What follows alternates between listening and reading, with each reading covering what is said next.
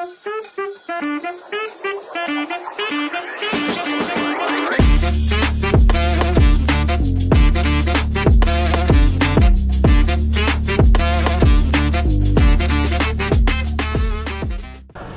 warahmatullahi wabarakatuh. Waalaikumsalam. Selamat pagi dan salam sejahtera bagi kita semuanya. Siratu Swasti Prajabya. Kembali lagi di program Ngobrol Pagi bareng Kecamatan Tinggi. Yang belum subscribe, like, dan komen buruan. Karena di YouTube Kecamatan Tinggi ini menyajikan informasi, edukasi, lalu apa Pak? Iya. Sedikit komedi lah. Apalagi nanti kita ada program-program baru yang lebih menarik. Dan di Ngopi Pagi ini kita berada di mana ini? Di Kutawinangun Kidul di Hotel Front One Di Hotel Front One yeah. Hotel Gosen Pak. Gosen. Ya, Yeah. Yang ada di wilayah Kutawinangun Kidul, Kecamatan Tinggi, Kota Salatiga. Tentunya kita kedatangan bintang tamu yang punya wilayah langsung. Bu Titin, Lurah Kutawinangun Kidul. Assalamualaikum. Sehat Ibu? Alhamdulillah. Sehat. Tapi ini ngomong Ya. biasanya nggak sopan ya. Seperti ibu saya. Iya. Tapi biasanya beda nih ya. Biasanya ada nih, kopi ya. ini Di kok depan beda kita ini. biasanya kan mau cangkir cilik ngono kae lho. Sing rasane pahit. Iki ana semriwing-semriwinge piye gitu lho. Karena lurahnya seger ini. Jadi kita harus mencoba dulu. Pakai cheese enggak ini? Ben kayak orang-orang di luar gitu ya. Candiso. Iya. Ya, kita ada karena kita berada di Front One Gosen, ya kan, hotel terkeren di Kota Salatiga. Betul. Nah ini hotel baru, termasuk baru ya Pak ya di Kota Salatiga, tapi tidak kalah dengan hotel-hotel di Jawa Tengah keren, yang pastinya. keren. Nah ini dan tak inget-inget ini hotelnya koncoku. Koncoku sering rene. Sing duwe iki lho aku. Makanya kita difasilitasi. Oke Bu. Ya. Nah karena kita ada di Kutawinangun Kidul Pak, yang banyak potensi dan dekat dengan penguasa dekat dengan pusat perekonomian di Kota Salatiga. Pasti ada plus minusnya Bu. Oh iyalah, Nah, betul. monggo plus minusnya mempunyai wilayah di pusat kota itu gimana? Ya memang Kelurahan Kutawinangun Kidul ini berbeda Mas Andri. Kalau Kutawinangun Kidul ini memang berada di jantung Kota Salatiga ya. Jantung. Kalau di wilayah Kelurahan Kecamatan Tinggi yang lain itu merupakan daerah pemekaran. Kalau Kutawinangun ini memang berada di jantung kota. Jantung kota. Kalau yang lain di pinggiran. Ya enggak lah, tapi punya potensi yang sendiri. Pasti punya kelebihan dan kekurangan sendiri kan. Makanya nanti akan mempengaruhi kebijakan dan kegiatan-kegiatan yang ada di wilayah itu akan berbeda dengan daerah-daerah yang pemekaran. Saya bukan bilang pinggiran ya, pemekaran begitu. Karena sekarang daerah lain juga bagus gitu ya. Tapi Kutawinangun Kidul lebih bagus ya. Harus pede kan, harus pede. Harus pede. Oke, lanjut ya. Kembali ke laptop gitu. Oke, kalau plusnya kita memang berada di perkotaan ini jelas berada di wilayah yang dekat dengan akses-akses baik itu kesehatan, ekonomi, kemudian budaya, rekreasi ya. Kita kalau mau ke Pancasila dekat, jalan aja sampai. Mau ke pasar juga dekat gitu. Nah, kemudian juga akses-akses kesehatan kita memiliki dekat dengan rumah sakit Dr. Asmir ya di DKT. Jadi masyarakat di sini itu mau kemana-mana itu jalan kaki aja bisa dijangkau. Akomodasinya dekat lah. Betul. Kemudian infrastrukturnya. Nah, karena kita merupakan daerah perkotaan, itu infrastrukturnya itu sudah lebih tertata lama begitu. Kemudian masyarakatnya itu juga lebih, kultur masyarakatnya perkotaan itu kan lebih dinamis ya, dinamis. Mereka itu lebih bisa menerima masukan hal-hal yang baru itu lebih mudah kalau yang di perkotaan itu, jadi lebih mudah lah untuk diorganisir begitu. Nah minusnya, ini ada minusnya. Pusat-pusat kota itu banyak resikonya. Benar, betul. Kita yang sering terjadi apa Bu? Ya, kalau di Kutawinangun Kidul ini wilayahnya sekitar kurang lebih 10 hektar ya. 10 hektar. Ya, sekitar 10 hektar dengan jumlah penduduknya itu 8.000 jiwa. Nah, kepadatan penduduknya ini, nah itu rata-rata kurang lebih 1 kilometer itu dihuni oleh 7.000 masyarakat, 7.000 penduduk. Padat, nah, ini padat sekali. Nah, dengan padatnya, dengan wilayah yang sempit, penduduknya padat, tentunya akan mempengaruhi pemukimannya, Mas. Nah, pemukiman di perkotaan ini ya rata-rata sempit ya. Karena sempit tentunya untuk masalah kesehatan itu juga jadi prioritas kami karena tidak punya halaman, rumah-rumah yang sempit itu memang perlu kita prioritaskan masalah kesehatannya. Terus kemudian minusnya juga rentan terhadap resiko-resiko kesehatan itu memang di perkotaan. Apalagi itu memang rentan gitu. Wilayah jenengan itu berdekatan dengan pasar. Betul. Nah, biasanya pasar itu kan juga banyak lah kriminalisasi begitu ya. Nah, itu perlu ekstra terhadap keamanan. Nah, di pasar ini juga berbeda. Kalau di siang hari ini penduduknya mungkin 8.000, kalau pagi hari itu bisa lebih, Mas Andre. Karena pagi hari itu banyak orang-orang kabupaten itu yang mencari ekonomi di Kota Salatiga, terutama di Pasar Raya 1, Pasar Belauran. Itu banyak sekali orang-orang kabupaten. Nah, ini tantangan buat kami juga. Bagaimana ya, tantangan buat kami penduduk yang 8.000 itu bagaimana bisa memanfaatkan pasar, kemudian fasilitas ekonomi itu bisa mayoritas masyarakat Kota Salatiga, terutamanya Kutawinangun Kidul yang berhimpitan. Nah, ini tantangan buat kami. Ini yang tentu ada triknya. Nah, yang akan saya tanyakan itu, Bu. Jadi wilayah jenengan kan saya lihat pasar, hotel, kemudian mall ya, yang terbaru kan ada Benang Raja dan lainnya itu kan. Nah, upaya jenengan untuk meningkatkan taraf ekonomi lokal itu bagaimana? Dalam arti misalkan contoh karena saya lurah, saya mungkin bisa berkoordinasi. Mungkin menjadi lurah ya.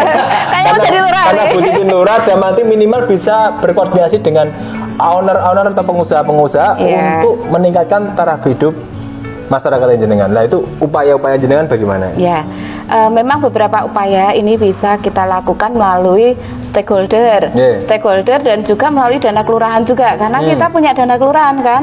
Itu sekarang kalau di dana kelurahan kami itu tidak lagi mengarah ke sarpras, tapi cenderung ke permas untuk meningkatkan ekonomi masyarakat. Gitu. Kalau yang untuk dengan stakeholder, sini memang banyak stakeholder ya, banyak pengusaha. Kami sudah mempunyai kesepakatan diantaranya dengan contohnya Pak Thomas ini. Saya sebut Pak Thomas ya, ownernya Hotel Grand. Iya. Maksudnya koncoku sering nginep nih. Aku sapa to, Pak? Nggih, lanjut Bu. Oke ya. Contoh yang di Hotel Fromban. Awal ketika pembangunan Hotel Fromban, kami juga ada kesepakatan untuk meningkatkan ekonomi masyarakat sekitar, harus ada kontribusi terhadap masyarakat. Di antaranya tenaganya juga sebagian diambilkan dari masyarakat, karyawannya dari lingkungan sekitar. Terus kemudian bagaimana juga peduli terhadap wilayah di RW2, karena ini di wilayah RW2 yang kebetulan daerah banjir itu. Memang ketika ada banjir, dari Hotel Fromban ini memberikan bantuan baik itu berupa sembako atau berupa bantuan yang lain di wilayah. Salah satunya seperti itu.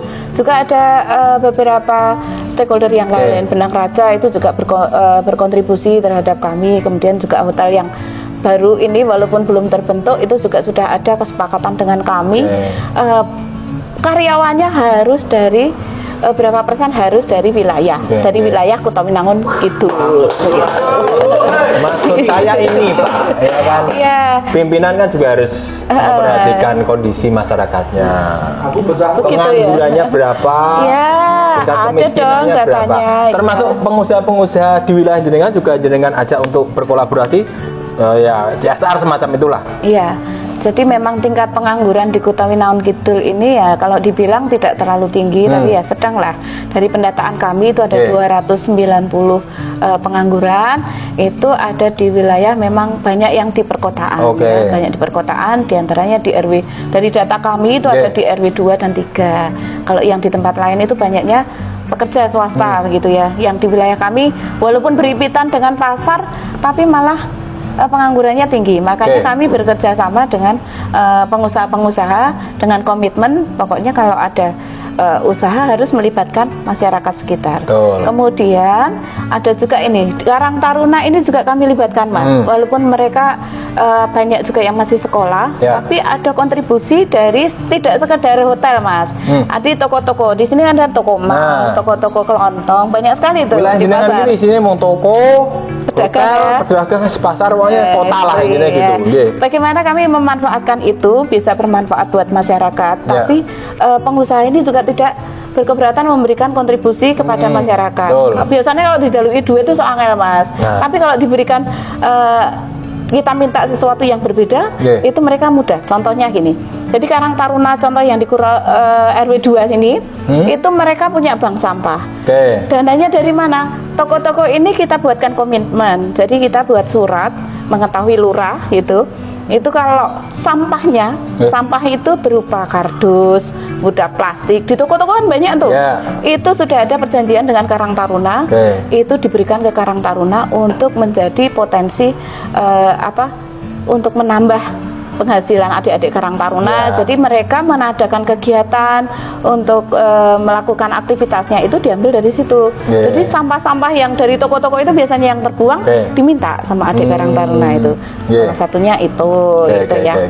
Berarti itu wujud dari kolaborasi antara pengusaha yang ada di wilayah jenengan dengan masyarakatnya ya. Betul. Salah satu contohnya tadi dengan Karang Taruna itu. Bu, kok kata enak. Nyala bro, minum lagi. Sing kono ketoke ra ono ya. Emang. Dapat nanti dapat ya Mbak ya. Dapat Indah nih. Bismillah. Tenang pusat iki. Dengan pusat. Dengan pusat itu. Nah, ini. Nah, tentunya Bu, itu kolaborasi dan nilai kebermanfaatan itu untuk kepentingan masyarakat, tidak untuk kepentingan pribadi loh. Bukan lah. Banyak soalnya itu ya, karena dekat dengan uang pusat gimana? Iya, enggak.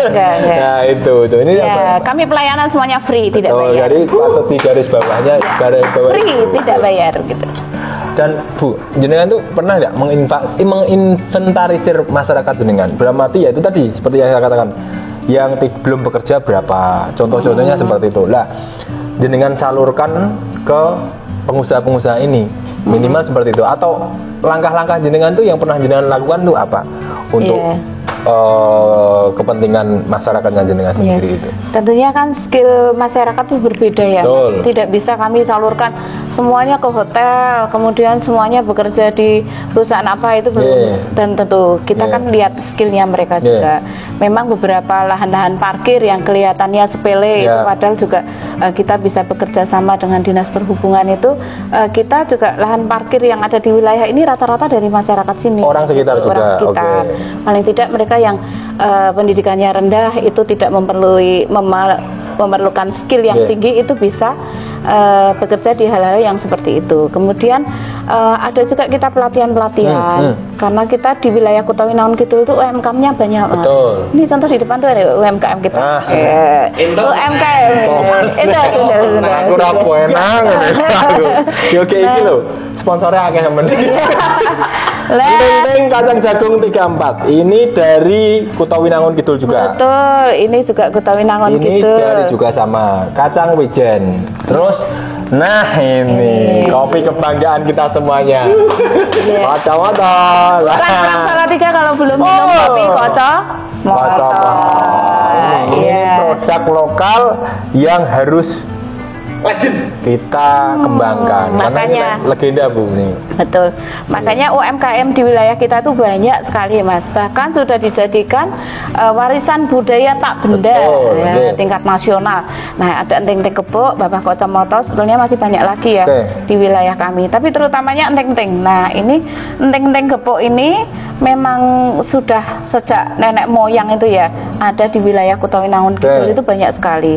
Tapi sentuhan-sentuhannya itu dari Nyon Sewu dari dinas itu ya masih belum optimal. Makanya kami mendorong supaya dinas-dinas terkait ini bisa menjadikan UMKM terutama yang enteng-enteng gepuk ini Mas.